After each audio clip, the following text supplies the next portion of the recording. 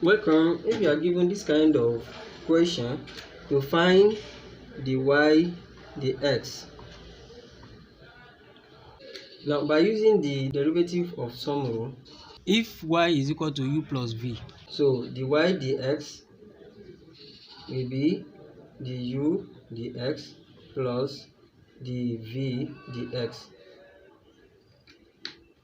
So it means this will become the y dx equals, this will be the 7x raised to the power 5 dx minus the 3x raised to the power 4 dx plus the x square dx.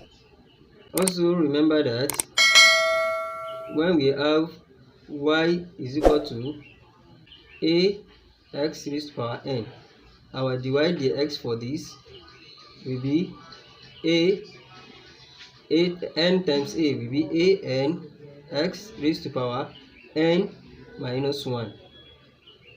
So this will become the y dx equals 7 times 5 x raised to the power 5 minus 1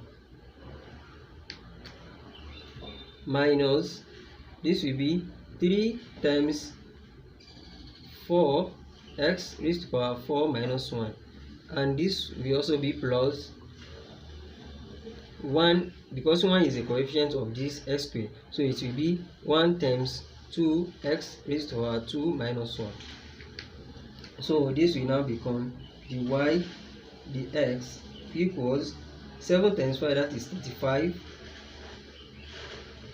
x raised to the power 4, and this will be minus 3 times 4, that is 12 x raised to the power minus times 3, that is 3, plus 1 times 2, that is 2x raised to the power 2 minus 1, that is 1.